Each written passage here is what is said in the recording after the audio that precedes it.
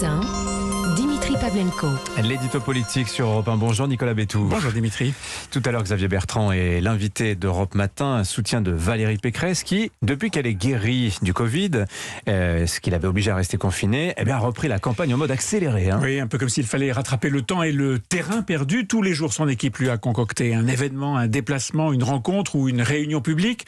Demain soir, Saint-Raphaël. Dimanche, un nouveau meeting de tous les dangers à Paris. Lundi, un déplacement éclair en Guadeloupe. On ne peut pas dire que ce soit une convalescence très reposante. Ce qui frappe dans ce moment si particulier qu'est la dernière ligne droite de la campagne, c'est d'abord la ténacité de la candidate des Républicains. Depuis son gros ratage du Zénith, il y a 1 mois et demi, sa campagne avait été un chemin de croix. Chaque station apportant son lot de mauvaises nouvelles. Elle a perdu des soutiens, partis chez Emmanuel Macron ou plus rarement chez Éric Zemmour. Elle a fait des maladresses de communication qui ont été tournées en ridicule sur les réseaux sociaux. Elle n'a pas réussi à imprimer un style et à imposer une mesure phare dans sa campagne.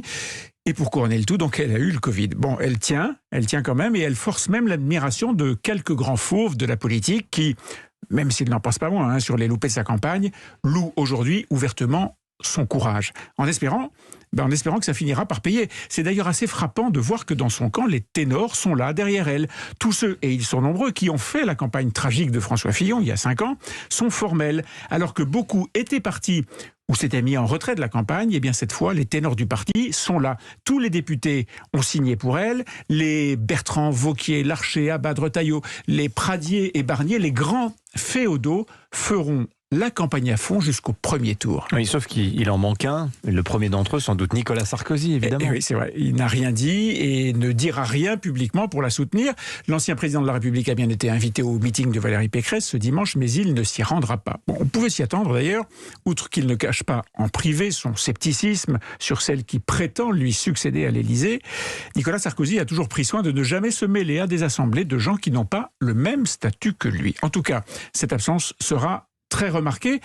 Est-ce que ça pèsera lourd ? C'est une autre question. Sa présence aurait sûrement été un événement, mais son absence de soutien a probablement déjà été en partie intégrée dans l'esprit des électeurs. Quant aux militants, LR, un des grands dirigeants du parti me disait hier qu'il ressentait chez eux, vis-à-vis de Nicolas Sarkozy, une infinie tristesse et pas beaucoup de compréhension. À l'égard de Nicolas Sarkozy.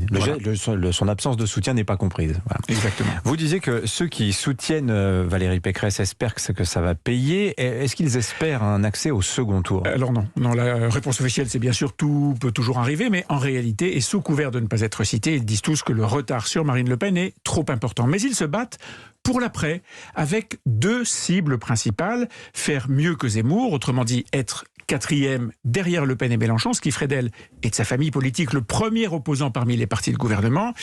Et puis bien sûr faire plus de 10%. C'est ce chiffre, ce score qui dira si le sauvetage de la droite républicaine est possible ou pas. Avec un enjeu de démocratie fondamental. C'est Gérard Larcher, le président du Sénat, qui le dit. La grande question après, ce sera la nécessité ou pas de conserver un espace républicain à droite. Sinon, ajoute-t-il, si la droite était tellement faible qu'elle doive se diviser et puis se fondre dans une alliance avec la Macronie, alors il ne resterait plus comme opposition face à Emmanuel Macron que les extrêmes, un rétrécissement et une évolution potentiellement dangereux pour la démocratie.